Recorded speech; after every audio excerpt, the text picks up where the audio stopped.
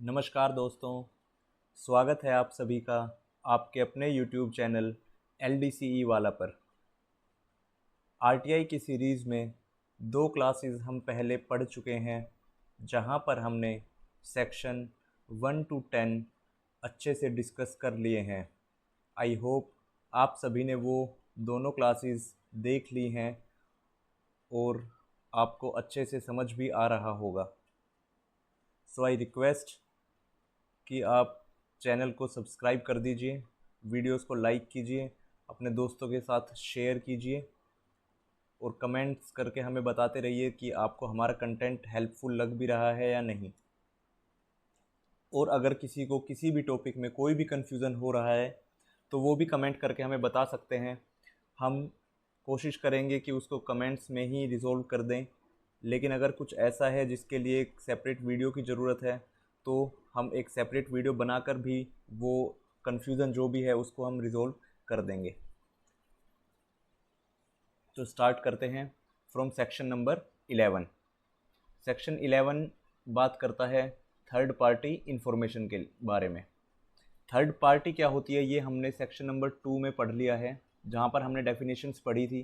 तो जो definition third party की वहाँ पे है, वही डेफिनेशन थर्ड पार्टी की यहाँ भी है। सेक्शन 2N सब क्लोज N में ये हमने डेफिनेशन पढ़ी थी।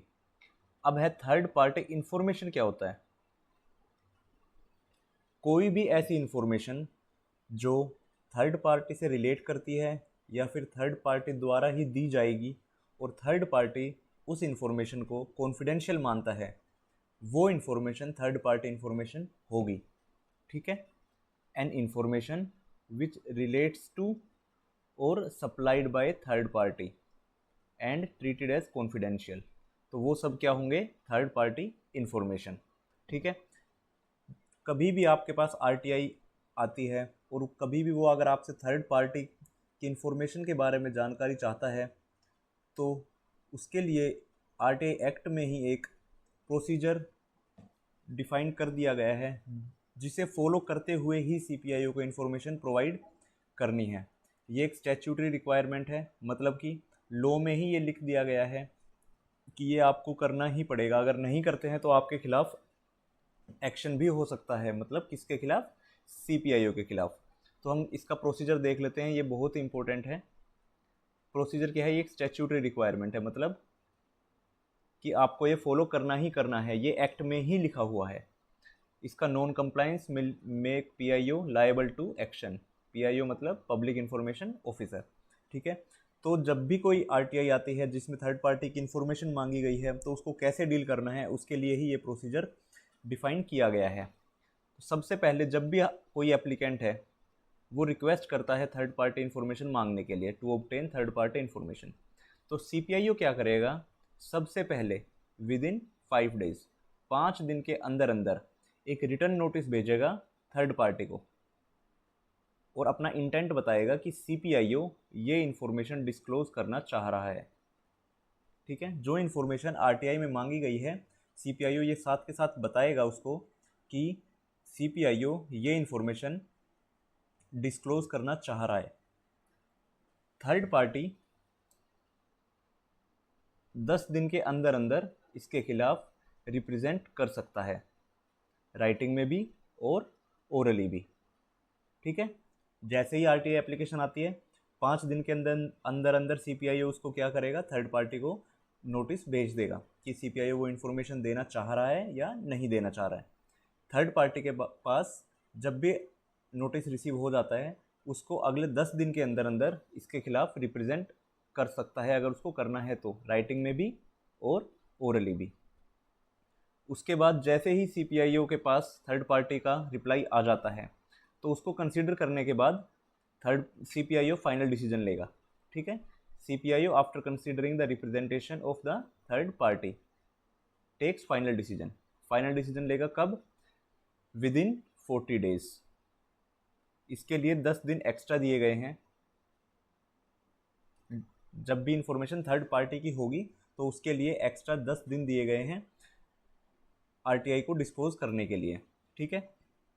तो सबसे पहले 5 दिन के अंदर अंदर CPIO क्या करेगा, थर्ड पार्टी को नोटिस भेजेगा। थर्ड पार्टी 10 दिन के अंदर अंदर अपना रिटर्न रिप्लाई या फिर राइटिंग में या फिर ओरली जैसे भी है सीपीआईओ को रिप्रेजेंट करेगा। सीपीआईओ थर्ड पार्टी की रिप्रेजेंटेशन कंसिडर करने के बाद अपना फाइनल डिसीजन लेगा। कब? Within 40 days. कब से? जब भी ऑफिस में आरटीआई एप्लीकेशन रिसीव हुई है उसके 40 दिन के अंदर अंदर, और इन्फॉर्म कर देगा किसको? थर्ड पार्टी को, कि वो क्या डिसीजन लेने वाला है। ठीक है, जो भी डिसीजन सीपीआईओ लेने वाला है उसके अगेंस्ट थर्ड पार्टी को अपील का प्रावधान भी है, कि वो अपील भी कर सकता है। कहाँ पे अपील कर सकता है? फर्स्ट अपीलेट अथॉरिटी को भी या फिर सीआईसी को भी। सीआईसी को अपील करेगा सबसे पहले। जब सीपीआईओ ने इन्फॉर्मेशन प्रोवाइड कर रहा है सीपीआईओ, तो आपको फर्स्ट अपीलेट अथॉरिटी को ही अपील करना है। ठीक है, और फर्स्ट अपीलेट अथॉरिटी भी अगर उसको स्टैंड करता है कि अगर नहीं हम ये इन्फॉर्मेशन डिस्क्लोज करना चाह रहे हैं, तो सेकंड अपील आप सीआईसी को भी कर सकते हैं। मतलब थर्ड पार्टी सीआईसी को भी सेकंड अपील कर सकता है। ठीक है, इसी में एक चीज़ और भी है कि जब भी कोई भी इंफॉर्मेशन थर्ड पार्टी की तो है, लेकिन वो किससे रिलेट करती है? ट्रेड एंड कमर्शियल सीक्रेट से। ठीक है, कोई भी ऐसी इन्फॉर्मेशन तो थर्ड पार्टी से तो रिलेटेड है, लेकिन वो कैसी इन्फॉर्मेशन है? ट्रेड और कमर्शियल सीक्रेट की जो इन्फॉर्मेशन है, तो वो भी सीपीआईओ डिस्क्लोज कर सकता है अगर लार्जर इंटरेस्ट सर्व हो रहा है, लेकिन सेम प्रोसीजर उसको तब भी फॉलो करना पड़ेगा। ठीक है, तो अब यही इसी के साथ हमारे दोनों के दोनों चैप्टर्स खत्म हो जाते हैं और हमने सेक्शंस पढ़ लिए हैं कितने? 1 to 11। अब नेक्स्ट चैप्टर है द सेंट्रल इंफॉर्मेशन कमीशन। ठीक है, तो इसमें सबसे पहले है सेक्शन नंबर 12। सेक्शन नंबर 12 क्या कहता है? Constitution of central information commission. ठीक है, कौन कॉन्स्टिट्यूट करेगा सीआईसी को? Central government will constitute a body named CIC, मतलब चीफ इंफॉर्मेशन कमीशन। ठीक है, और स्टेट इंफॉर्मेशन कमीशन को कौन कॉन्स्टिट्यूट करेगा? State government.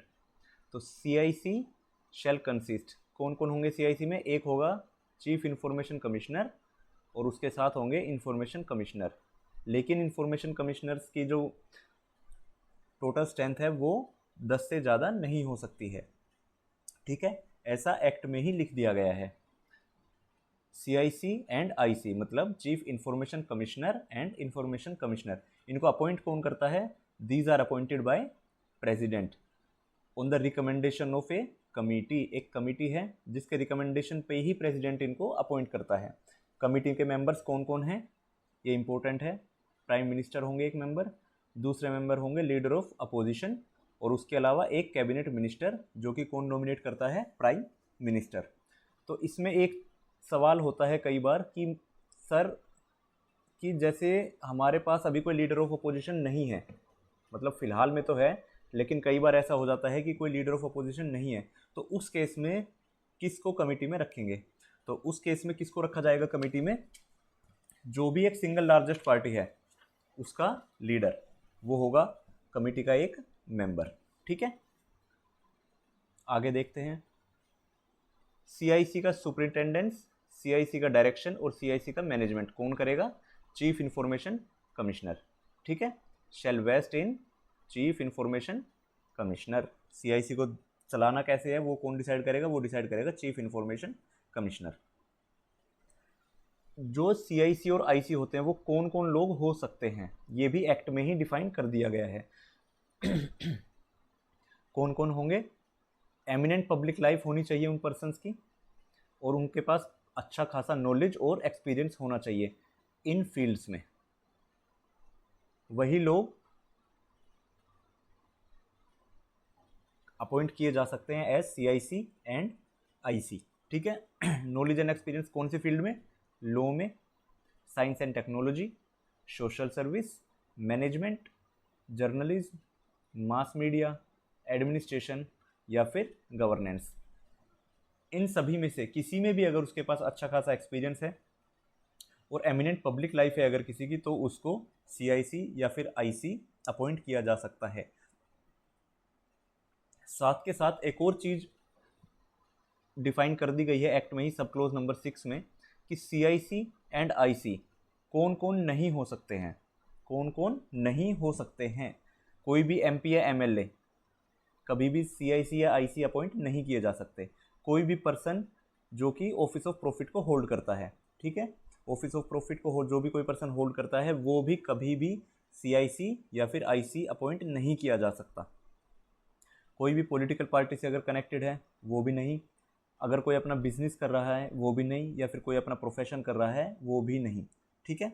ये सब लोग अपॉइंट नहीं किए जा सकते हैं एज CIC एंड IC। इसके बाद 7th सब क्लोज में क्या है कि हेडक्वार्टर जो है CIC का वो कहाँ पर होगा, वो होगा दिल्ली में, ठीक है। लेकिन इसका हेडक्वार्टर कहीं और भी एस्टेब्लिश किया जा सकता है, किसके द्वारा, बाय CIC और with the approval of central government, ठीक है। अभी तो दिल्ली में ही है लेकिन इसको कहीं और भी एस्टेब्लिश किया जा सकता है। कौन करेगा इसको, अप्रूवल कहाँ से आएगी, बाय सेंट्रल गवर्नमेंट। तो इसी को लेकर कुछ गवर्नमेंट ऑफ इंडिया के डिसीजंस भी हैं जो कि हमें साथ साथ पढ़ने हैं। सबसे इम्पोर्टेंट है ये कि कई बार सबको लगता है कि अगर मान लीजिए कोई अपील है या फिर कोई रिक्वेस्ट है वो CIC में चली गई है तो वहाँ पर सिंगल बेंच या फिर डबल बेंच जो होते हैं, जैसे कोर्ट में आपने सुना होगा कि सिंगल बेंच ने ये ऑर्डर दिया है या फिर डबल बेंच ने ये ऑर्डर दिया है, ऐसा CIC में नहीं होता है। CIC के पास कोई भी ऐसी पावर नहीं है बेंचेस कॉन्स्टिट्यूट करने के लिए, ठीक है। Chief information commissioner has no power to constitute benches. जो भी डिसीजंस होंगे कंप्लेंट्स पे, अपील्स पे, should be taken by chief information commission and not by benches, ठीक है। बेंचेस का कभी भी कोई डिसीजन नहीं होगा, जो भी डिसीजन होगा वो किसका डिसीजन होगा, वो होगा सेंट्रल इंफॉर्मेशन कमीशन का, ठीक है। किसका होगा, central information commission. Next is section number 13, terms of office and conditions of service की टर्म्स एंड कंडीशंस जो भी होंगी सर्विसेज की वो भी डिफाइन कर दी गई है, कहाँ पर, सेक्शन नंबर 13 में, ठीक है। टेन्योर जो होगा चीफ इंफॉर्मेशन कमीशन और इंफॉर्मेशन कमीशन का कितना होगा, 3 साल का होगा या फिर 65 years age, whichever is earlier, जो भी पहले हो जाएगा उतना ही टेन्योर होगा। इसी के साथ वो बात करता है एग्रीगेट टेन्योर की भी। एग्रीगेट टेन्योर मतलब information commission plus chief information commissioner, ये दोनों मिलाकर भी एग्रीगेट टेन्योर कितना होगा, 5 साल। मतलब कि मान लीजिए किसी को अभी इंफॉर्मेशन कमिश्नर अपॉइंट किया गया है, ठीक है, वो 3 साल तक इंफॉर्मेशन कमिश्नर रहेंगे। उसके बाद उनको अगर CIC अपॉइंट कर दिया जाता है तो वो मैक्सिमम 2 साल तक ही चीफ इंफॉर्मेशन कमिश्नर रह सकते हैं। क्यों, क्योंकि एग्रीगेट टेन्योर कितना होगा, मैक्सिमम 5 ईयर्स। 3 साल तो उसने इंफॉर्मेशन कमिश्नर के अब पोस्ट पे काम कर लिया है, उसके बाद सिर्फ 2 ही साल वो काम कर सकते हैं, किस पोस्ट पे, चीफ इंफॉर्मेशन कमिश्नर की पोस्ट पे, ठीक है। एक और चीज़, कभी भी इनका रीअपॉइंटमेंट नहीं होगा। अगर एक बार जो इंफॉर्मेशन कमिश्नर बन गए हैं वो दोबारा कभी नहीं बन सकते हैं। सेम अगर कोई चीफ इंफॉर्मेशन कमिश्नर एक बार बन गया है तो वो भी दोबारा कभी चीफ इंफॉर्मेशन कमिश्नर नहीं बन सकता है, ठीक है। ओथ कौन दिलाएगा इनको, बिफोर प्रेसिडेंट या फिर कोई भी ऐसा पर्सन जो कि अपॉइंट किया गया है बाय प्रेसिडेंट, ठीक है। रेजिग्नेशन किसको देना है, एड्रेस टू प्रेसिडेंट। CIC और IC किसको देंगे अपना रेजिग्नेशन, प्रेसिडेंट को देंगे, ठीक है। सैलरीज, अलावेंसेस और अदर टर्म्स एंड कंडीशंस, ठीक है, कौन डिसाइड करता है, ये सेंट्रल गवर्नमेंट डिसाइड करता है। और ये आप ध्यान रखना कि ये सारी चीज़ें स्टेट इंफॉर्मेशन कमिश्नर के उसमें भी और चीफ इंफॉर्मेशन कमिश्नर मतलब central information commission and state information commission सबके ही salary allowances and terms and conditions कौन डिसाइड करता है, सेंट्रल गवर्नमेंट, ठीक है। स्टेट इंफॉर्मेशन कमीशन के केस में भी सेंट्रल गवर्नमेंट ही अप्रोप्रिएट गवर्नमेंट है, ठीक है। और एक और चीज़ कि जो भी इनके अलावेंसेज हैं, जो भी इनकी सैलरीज हैं, it can not be vary to their disadvantage, मतलब कभी भी वो कम नहीं की जाएगी, जो एक बार फिक्स हो जाएगी वही फाइनल रहेगी, ठीक है। अब next is terms and conditions of service. ठीक है, रिटायरमेंट फ्रॉम पेरेंट सर्विस कब? जैसे ही किसी को भी सीआईसी या फिर आईसी अपॉइंट कर दिया जाएगा तो उसको डीम्ड रिटायर मान लिया जाएगा from the date of appointment as CIC या फिर आईसी। ठीक है, जब भी किसी का अपॉइंटमेंट हो जाता है एज सीआईसी या फिर आईसी तो उनको पेरेंट सर्विस से डीम्ड रिटायर मान लिया जाएगा। कौन सी डेट से? जब भी उनका अपॉइंटमेंट होगा उसी डेट से। ठीक है, पे कितनी होगी? चीफ इंफॉर्मेशन कमिश्नर की पे होगी 2.5 लाख रुपए पर मंथ और इंफॉर्मेशन कमिश्नर की पे होगी 2.25 लाख रुपए पर मंथ। ठीक है, और ये क्या होगी? फिक्स, मतलब कोई भी इसमें एनुअल इंक्रीमेंट नहीं मिलेगा। एक बार जो पे फिक्स हो जाएगी वो फिक्स ही रहेगी। ठीक है, 2.5 लाख रुपए किसकी होती है? कैबिनेट सेक्रेटरी की। ठीक है, और 2.25 लाख रुपए किसकी होती है? Secretary to the government of India. अगर कोई मान लीजिए पेंशन ड्रॉ कर रहा है, ठीक है, तो पे will be reduced by pension, तो उसकी पेंशन जो भी है उतनी पे रिड्यूस कर दी जाएगी। ठीक है, और डियरनेस अलाउंस भी मिलता है। ओके, पे समझ में आई आपको कि अगर चीफ इंफॉर्मेशन कमिश्नर है तो 2.5 लाख रुपए पर मंथ और कोई एनुअल इंक्रीमेंट नहीं होगा। इंफॉर्मेशन कमिश्नर है तो 2.25 लाख रुपए पर मंथ और कोई एनुअल इंक्रीमेंट नहीं है, लेकिन इनको डीए अलाउड है। कई बार ऐसा भी हो सकता है कि कोई पेंशन भी किसी तरह की वो ड्रॉ कर रहे हो तो वो पेंशन जो है पे में से रिड्यूस कर दी जाएगी। ठीक है, नेक्स्ट इज लीव। लीव कैसे मिलती है?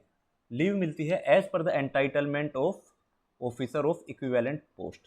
ठीक है, जैसे अभी हमने देखा सीआईसी की इक्विवेलेंट पोस्ट क्या है? Cabinet secretary. तो जो लीव्स कैबिनेट सेक्रेटरी को ग्रांट की जाएंगी वो सेम लीव्स सीआईसी को भी मिलेंगी। ठीक है, जैसे कि CIC equivalent to cabinet secretary और IC information commissioner equivalent to secretary. तो जो एंटाइटलमेंट इन लोगों की होगी कैबिनेट सेक्रेटरी और सेक्रेटरी की, वही एंटाइटलमेंट सीआईसी और आईसी की होगी। ठीक है, इनकी लीव सैंक्शनिंग अथॉरिटी कौन होगी? सीआईसी के केस में प्रेसिडेंट, आईसी के केस में सीआईसी। ठीक है, सीआईसी मतलब chief information commissioner. Leave encashment कितना होगा? 50% of the EL credited.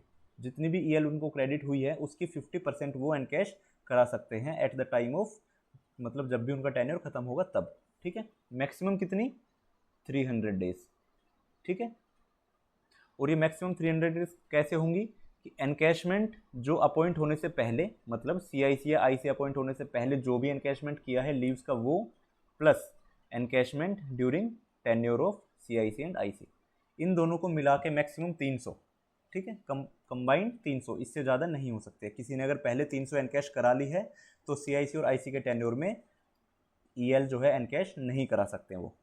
Medical facilities same, CGHS या फिर सीएसएमए रूल्स। ओके, इसके अलावा एकोमोडेशन। एकोमोडेशन कहाँ से मिलेगा? जीपीआरए, जनरल पूल रेजिडेंशियल एकोमोडेशन। ठीक है, यहाँ से सबको क्या मिलेंगे? एकोमोडेशन। जो भी इक्विवेलेंट पे स्केल वाले ऑफिसर्स को मिलते हैं same, equivalent to officers of same pay scale. ठीक है, लाइसेंस फी भी इनसे रिकवर की जाएगी। ये सब चीज़ें हम पढ़ेंगे जब हम जीपीआरए को अच्छे से पढ़ेंगे। ठीक है, ये लाइसेंस फी क्या होता है ये सब हम वहाँ पर पढ़ेंगे। अगर इनको एकोमोडेशन नहीं दिया जाता है तो इनको एचआरए मिलेगा। ठीक है, उसके अलावा एलटीसी और टीएडीए अलाउंसेस। ठीक है, ये भी as per the entitlement of officers of equivalent pay scale. ठीक है, जो भी सेम पे स्केल के ऑफिसर्स हैं जो उनको एंटाइटलमेंट है, सेम एंटाइटलमेंट सीआईसी और आईसी को भी मिलेगी। Okay, next is section number 14। Section number 14 important है क्योंकि ये बात करता है removal of CIC and IC की, कि आईसी एंड सीआईसी कैसे रिमूव किए जा सकते हैं। कैसे होंगे? Only by order of president. बिना प्रेसिडेंट के ऑर्डर के सीआईसी एंड आईसी इनको हम रिमूव नहीं कर सकते हैं, और ग्राउंड भी डिफाइन कर दिए गए हैं एक्ट में ही। कौन कौन से? प्रूव्ड मिसबिहेवियर या फिर इनकैपेसिटी। अगर ये दो ग्राउंड्स है तभी सीआईसी या फिर आईसी को रिमूव किया जा सकता है, नहीं तो नहीं। और ये ग्राउंड्स की इंक्वायरी कौन करेगा? By supreme court. ये इंपॉर्टेंट है, आप ध्यान रखना, ये कई बार यूपीएससी पूछ भी लेता है कि ग्राउंड्स की इंक्वायरी कौन करेगा? ये करेगा सुप्रीम कोर्ट। ठीक है, अपनी रिपोर्ट सबमिट किसको करेगा सुप्रीम कोर्ट? प्रेसिडेंट को। किसको? प्रेसिडेंट। ड्यूरिंग इंक्वायरी, इंक्वायरी जब भी सुप्रीम कोर्ट कर रहा हो उस टाइम प्रेसिडेंट क्या कर सकते हैं? सस्पेंड भी कर सकते हैं सीआईसी या आईसी को, या फिर उनको प्रोहिबिट भी कर सकते हैं ऑफिस अटेंड करने से, कि जब तक इंक्वायरी चल रहे हैं तब तक आप ऑफिस को अटेंड ना करें। नेक्स्ट इज सब क्लोज नंबर 3। ठीक है, इसके अलावा एक और चीज़ है कि प्रेसिडेंट बाय ऑर्डर भी रिमूव कर सकता है सीआईसी एंड आईसी को। कब? अगर एडजस्ड एंड इंसॉल्वेंट, अगर सीआईसी या आईसी क्या हो जाते हैं? इंसॉल्वेंट।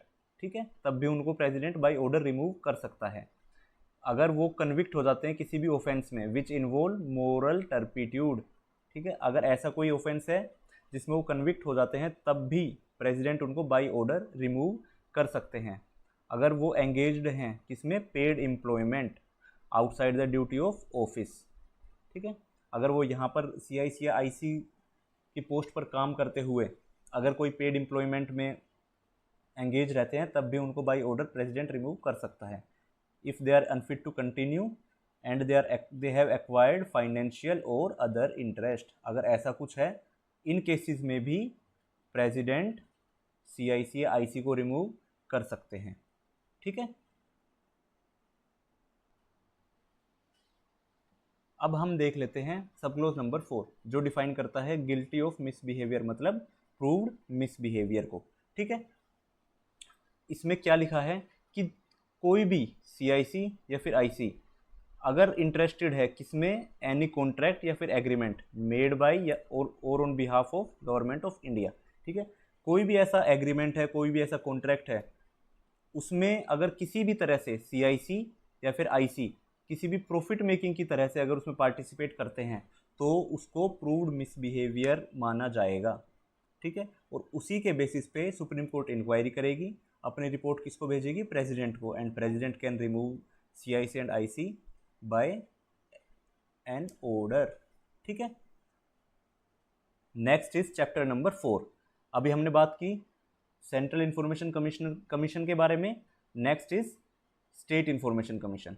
ठीक है, इसका भी कॉन्स्टिट्यूशन कैसे होगा? बिल्कुल सेम, सेक्शन 15, 16 एंड 17। सारे के सारे प्रोविजंस जो हमने सेंट्रल इंफॉर्मेशन कमीशन के केस में पढ़े हैं, स्टेट इंफॉर्मेशन कमीशन के केस में भी वो सारे प्रोविजंस सेम रहेंगे। वह जहाँ पर सेंट्रल गवर्नमेंट है वहाँ पर स्टेट गवर्नमेंट हो जाएगी। ठीक है, चीफ इंफॉर्मेशन कमिश्नर है तो स्टेट इंफॉर्मेशन कमिश्नर हो जाएंगे वो। ठीक है, सारे प्रोविजंस सेम है, लेकिन कुछ प्रोविजंस अलग भी हैं, वो हम यहाँ पर डिस्कस कर लेते हैं। किसके केस में? स्टेट इंफॉर्मेशन कमीशन के केस में। कॉन्स्टिट्यूशन किसके द्वारा होगा? By state government, appointment bye governor. ठीक है, रिकमेंडेशन होगा कमेटी का, कमेटी का रिकमेंडेशन में कौन कौन होंगे? सीएम होंगे, लीडर ऑफ अपोजिशन होंगे, कहाँ पे? स्टेट लेजिस्लेटिव असेंबली में, और एक cabinet minister nominated by CM, ये 3 लोग होंगे कमेटी में। हेडक्वार्टर्स नोटिफाई कौन करेगा? स्टेट गवर्नमेंट नोटिफाई करेगा। किसी और प्लेस पे भी हो सकते हैं, और कौन डिसाइड करेगा? State CIC with the approval, किसकी अप्रूवल? State government. ठीक है, रिमूवल बाय गवर्नर और इंक्वायरी बाय सुप्रीम कोर्ट, ये इंपॉर्टेंट है, याद रखिए। हाई कोर्ट इस केस में इंक्वायरी नहीं करेगा, इंक्वायरी कौन करेगा? दोनों केसेस में सुप्रीम कोर्ट ही इंक्वायरी करता है। ठीक है, सस्पेंड कौन कर सकता है? गवर्नर। पे कितनी होगी? इसमें पे जो है सीआईसी एंड आईसी दोनों की पे सेम रखी गई है, 2.25 lakhs per month, that is equivalent to secretary to government of India या फिर चीफ सेक्रेटरी ऑफ स्टेट। ठीक है, other terms and conditions equivalent to chief secretary, जैसे हमने वहां पर देखा था इक्विवेलेंट ऑफिसर के बराबर होंगी, तो यहाँ पे चीफ सेक्रेटरी के बराबर। ओथ कौन दिलाएगा इनको? गवर्नर। रेजिग्नेशन किसके पास भेजना है? गवर्नर के पास। Terms and conditions, salary, allowances, ये सब कौन, एंड टेन्योर, ये सब कौन डिसाइड करेगा? Central government. ये इंपॉर्टेंट है, याद रखिए। ठीक है, इतना समझ में आया? तो अब हमने कितने सेक्शंस पढ़ लिए हैं? सेक्शंस नंबर 17 तक हमारा कवर हो चुका है। ठीक है, इतने सेक्शंस में अगर किसी को कोई प्रॉब्लम है तो प्लीज़ कमेंट करके बता दीजिए, हम नेक्स्ट वीडियोज़ में इसको कवर कर लेंगे। अब हम पढ़ते हैं सेक्शन नंबर 18, ये इम्पोर्टेंट है, powers and functions of information commissions. ठीक है, जो भी हमारी इंफॉर्मेशन कमीशन है, चाहे वो स्टेट की हो चाहे वो सेंट्रल की हो, दोनों की क्या पावर्स और क्या फंक्शंस होंगे। It shall be the duty, duty होगी CIC की या फिर स्टेट IC की, क्या, to receive and inquire into a complaint by any person. ठीक है, कोई भी अगर कंप्लेंट है किसी भी पर्सन की तो उसको रिसीव करना है और उसमें इंक्वायरी कंडक्ट करानी है। ठीक है, ये कौन करेगा, CIC करेंगे या फिर स्टेट इंफॉर्मेशन कमीशन। कौन है ये persons, who are unable to submit a request, जो कि अपनी रिक्वेस्ट नहीं सबमिट कर पाए, किस वजह से, कि वहाँ पर कोई ऐसा ऑफिसर अपॉइंटेड ही नहीं है, मतलब CPIO अपॉइंटेड ही नहीं है, या फिर उनको इन्फॉर्मेशन देने से मना कर दिया गया है, has refuse to accept the application, या फिर अगर अपॉइंटेड है कोई CPIO तो उन्होंने एप्लीकेशन को रिसीव करने से ही मना कर दिया है। ठीक है, इस केस में आप डायरेक्ट सेंट्रल इंफॉर्मेशन कमीशन या फिर स्टेट इंफॉर्मेशन कमीशन में जा सकते हैं। ठीक है, या same who has been refuse access to any information, अगर कोई इन्फॉर्मेशन देने से मना कर दिया है तब भी इस केस में भी आप डायरेक्ट CIC या फिर स्टेट इंफॉर्मेशन कमीशन के पास जा सकते हैं। Who has not been given a response within the time limit, जो कि टाइम लिमिट प्रिस्क्राइब की गई थी 30 डेज या फिर 48 आवर्स, अगर उस टाइम लिमिट में भी इंफॉर्मेशन नहीं प्रोवाइड की गई है तब भी आप डायरेक्टली CIC या फिर स्टेट IC के पास जा सकते हैं। Who has been directed to pay unreasonable fee, अगर आपको बोल दिया गया है कि आप अनरीजनेबल फ़ी, मतलब बहुत ज़्यादा फीस आपसे अगर मांग ली गई है, उस केस में भी आप डायरेक्ट कंप्लेन कर सकते हैं CIC या फिर स्टेट IC के पास। ठीक है, next is who has been given incomplete information या फिर मिसलीडिंग इन्फॉर्मेशन या फिर फॉल्स इन्फॉर्मेशन, अगर ऐसी कोई इन्फॉर्मेशन CPI ने प्रोवाइड करी है आपको जो कि इनकम्प्लीट है, मिसलीडिंग है या फिर गलत है, तो उस केस में भी आप डायरेक्ट CIC या फिर IC के पास कंप्लेन कर सकते हैं। और या फिर any other matter relating to access to records. ठीक है, अगर कोई भी इंफॉर्मेशन प्रोवाइड करने में अगर आपको किसी भी तरह से रोका जा रहा है तो आप डायरेक्टली स्टेट इंफॉर्मेशन कमीशन या फिर सेंट्रल इंफॉर्मेशन कमीशन के पास जा सकते हैं। अगर आप इन केसेस में अगर आप जाते हैं तो आपकी कंप्लेन को एक्सेप्ट किया जाएगा। ठीक है, और इसमें इंक्वायरी कौन करेगा, बाय CIC या फिर स्टेट IC। ठीक है, तो सबसे पहले CIC क्या करेगा, देखेगा कि आपका जो भी कंप्लेन है वो मेरिट पे स्टैंड करता है या नहीं, मतलब जो चीज़ें आप बोल रहे हैं वो सही है या नहीं। ठीक है, अगर सही है, that there are reasonable grounds, तो वो एक इंक्वायरी को इनिशिएट कर देंगे। ठीक है, जब भी इंक्वायरी चल रही होगी तो CIC के पास सेम पावर्स होंगी जो कि एक सिविल कोर्ट के पास होती है। ठीक है, कोर्ट के पास जो पावर्स होती है सेम पावर CIC भी एक्सरसाइज करेगा, किस केस में, जब भी वो कोई इंक्वायरी कंडक्ट कर रहे हैं। ठीक है, तो क्या क्या पावर्स होंगी कि वो किसी को भी समन कर सकते हैं, किसी की भी अटेंडेंस को एनफोर्स कर सकते हैं, एंड कंपेल कर सकते हैं टू गिव देम ओरल और written evidence on oath and to produce documents. ठीक है, जो कि कोर्ट कर सकता है, किसी को समन भी कर सकता है, ये भी बोल सकता है कि इस पर्सन को आप हमारे सामने लेके आइए। ठीक है, और उनको ये भी बोल सकता है कि आप राइटिंग में अंडर ओथ अपना एविडेंस सबमिट कीजिए। तो ये सारी पावर्स भी CIC इंजॉय करता है। और इसी के साथ साथ CIC ऑर्डर भी कर सकता है, किसी भी इंस्पेक्शन ऑफ के लिए, कोई भी रिकॉर्ड्स का इंस्पेक्शन है उसके लिए भी CIC ऑर्डर कर सकता है, या फिर अगर कोई भी पब्लिक रिकॉर्ड है, ठीक है, तो उसको CIC मंगवा भी सकता है, कोर्ट से भी और ऑफिस से भी। ठीक है, अगर कोई ऐसा रिकॉर्ड है जो कि ऑफिस में नहीं है, कोर्ट में है, तो उसको भी CIC मंगवा सकता है। ओके, CIC मतलब सेंट्रल इंफॉर्मेशन कमीशन। कोई भी ऐसा रिकॉर्ड है जिस पर RTI एक्ट अप्लाई होता है, तो वो सारे रिकॉर्ड्स को CIC एग्जामिन कर सकता है, ठीक है। और ऐसे किसी भी रिकॉर्ड को विदहेल्ड नहीं किया जाएगा CIC से ऑन एनी ग्राउंड, ठीक है। कोई भी ऐसा रिकॉर्ड जो RTI एक्ट के अंडर आता है, CIC उस रिकॉर्ड को मंगवा सकता है, देख सकता है, और किसी भी ग्राउंड पर वो रिकॉर्ड देने से मना नहीं किया जा सकता, ठीक है। ये थी CIC की powers and functions. I hope आप लोगों को अच्छे से समझ। Next is section number 19। Section number 19 क्या है? अपील्स। क्या है? अपील। अपील हम किस केस में कर सकते हैं? जब भी कोई CPIO इंफॉर्मेशन प्रोवाइड करता है और अगर वो इंफॉर्मेशन मिसलीडिंग है, फॉल्स है या फिर इनकरेक्ट है, अगर हमें लगती है कि इन्फॉर्मेशन मिसलीडिंग है, इन्फॉर्मेशन इनकरेक्ट है या फिर इन्फॉर्मेशन फॉल्स है, तो उस केस में हम अपील कर सकते हैं। किसको करेंगे हम? First appeal. फर्स्ट अपील करेंगे फर्स्ट अपीलेट अथॉरिटी को। इसके अलावा अगर CPIO with in specified time limits अगर डिसीजन नहीं देता है, तब भी हम अपील कर सकते हैं। किसको? फर्स्ट अपीलेट अथॉरिटी को, ठीक है। तो इसमें यही बोला गया है, if any person does not receive a decision of CPIO within specified time limits or aggrieved by the decision of CPIO, जो भी CPIO का डिसीजन है, अगर उससे कोई भी पार्टी एग्रीव्ड है तो वो अपील कर सकते हैं। किसको? ऐसे ऑफिसर को जो कि हैं सीनियर टू CPIO, मतलब कौन? फर्स्ट अपीलेट अथॉरिटी, ठीक है। कितने दिन में? With in 30 days. जब भी CPIO का डिसीजन आएगा उसके 30 दिन के अंदर अंदर अपील कर सकते हैं फर्स्ट अपीलेट अथॉरिटी को, ठीक है। फर्स्ट अपीलेट अथॉरिटी कौन होते हैं? ये होते हैं सीनियर होते हैं CPIO से। Can relax time limit in genuine cases. Genuine cases में वो 30 दिन की जो ये टाइम लिमिट है इसको रिलैक्स भी कर सकते हैं। कौन?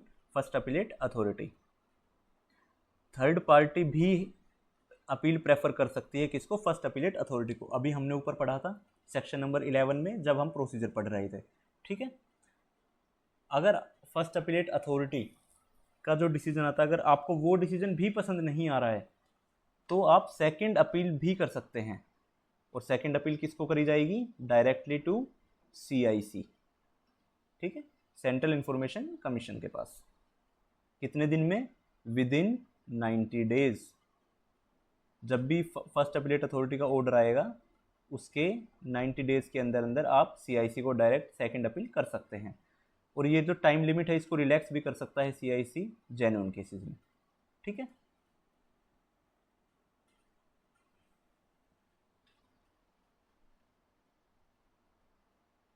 अगर CPIO का जो भी डिसीजन है,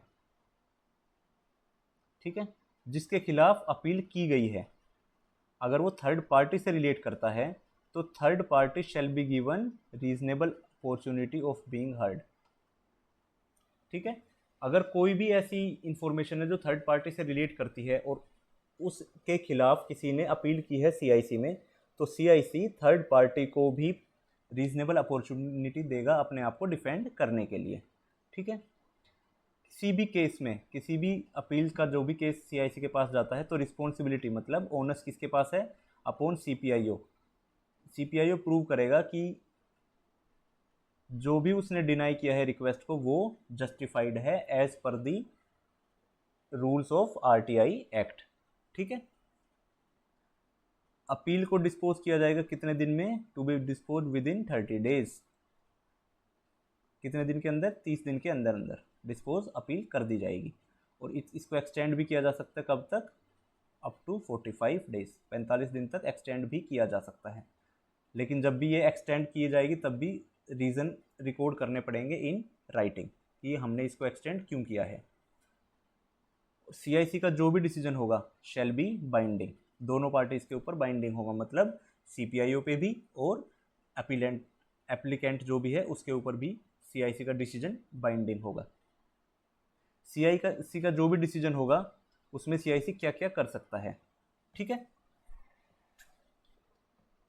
CIC पब्लिक अथॉरिटी को बोल सकता है आप ऐसे स्टेप्स लीजिए जो कि ज़रूरी है for compliance of RTI act, ठीक है। किसको बोल सकता है? डायरेक्ट पब्लिक अथॉरिटी को, मिनिस्ट्री डिपार्टमेंट्स को डायरेक्ट CIC ऑर्डर कर सकता है कि आप ऐसे स्टेप्स लीजिए जो कि ज़रूरी है RTI एक्ट को कंप्लाई करने के लिए, ठीक है। पब्लिक अथॉरिटी को एक और चीज़ भी बोल सकता है कि कंपनसेट कीजिए आप किसको, कंप्लेनेंट को। अगर उसका कोई लॉस हुआ है तो आप उसको क्या कीजिए, कंपनसेट। पेनल्टीज़ भी लगा सकता है CIC, जो भी एक्ट के अंदर बताई गई हैं पेनल्टीज़ वो लगा भी सकता है। पेनल्टीज़ क्या है हम आगे पढ़ेंगे अभी, ठीक है। तो जो भी पेनल्टीज़ डिफाइंड है एक्ट में वो पेनल्टीज CIC लगा भी सकता है और किसी भी एप्लीकेशन को रिजेक्ट भी कर सकता है सबमिट करने से, ठीक है। CIC जो है अपना डिसीजन देगा किसको, कंप्लेनेंट को भी और पब्लिक अथॉरिटी को भी, ठीक है। जो भी अपील है उसको CIC कैसे डिसाइड करेगा, as per the procedure prescribe. जो भी प्रोसीजर प्रिस्क्राइब किया गया है उसी के अंदर ही CIC अपनी अपील जो भी है उसको डिसाइड करेगा, ठीक है। इसी को लेकर गवर्नमेंट ऑफ इंडिया के भी कुछ डिसीजंस हैं जो कि हमें पढ़ने हैं साथ के साथ, ठीक है। जब भी CIC अपील्स को डिसाइड कर रहा है तो उसका फंक्शन कैसा है, क्वासी जुडिशियल, ठीक है। कैसा फंक्शन है, क्वासी जुडिशियल, मतलब वो सिविल कोर्ट की सेम पावर्स इस टाइम एक्सरसाइज कर रहे हैं, ठीक है। तो जैसे कोर्ट में जुडिशियल प्रोसीडिंग्स होती हैं सेम प्रोसीडिंग्स होंगी CIC में भी, ठीक है। इसका मेन एम क्या है कि जस्टिस नॉट ओनली डन, सिर्फ होना ही नहीं चाहिए, होता हुआ दिखना भी चाहिए, ठीक है। नेक्स्ट क्या है, ऑर्डर्स जो भी होंगे किसके, फर्स्ट अपीलेट अथॉरिटी के और CIC के, शुड बी स्पीकिंग, स्पीकिंग मतलब पूरे डिटेल ऑर्डर्स होंगे।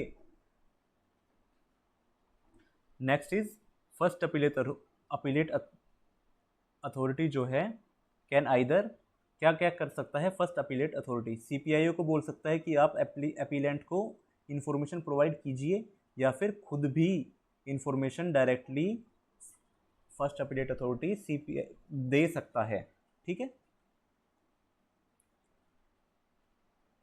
इसके बाद नेक्स्ट है सेक्शन नंबर 20, ये पेनल्टीज इंपॉर्टेंट है, अच्छे से इसको पढ़िए, ध्यान रखिए।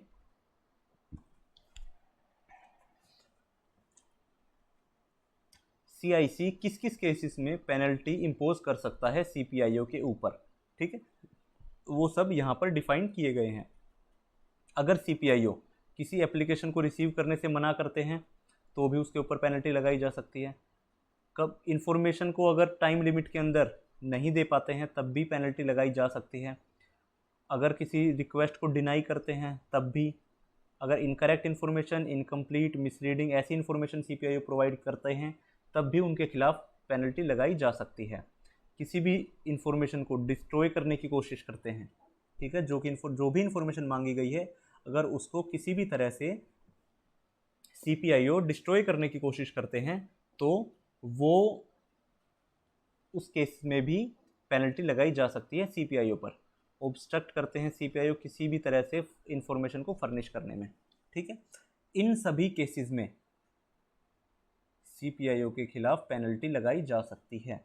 अब पेनल्टी क्या होगी, ठीक है। सबसे पहले हम देखते हैं क्या है पेनल्टी। पेनल्टी है मॉनेटरी पेनल्टी, कितनी, 250 रुपये पर डे, हर दिन के 250 रुपये, ठीक है। मैक्सिमम लेकिन इसकी लिमिट बता दी गई है एक्ट में ही, वो है 25,000 रुपये, मतलब 25,000 रुपये से ज़्यादा की मॉनेटरी पेनल्टी आप CPIO पर नहीं लगा सकते हैं।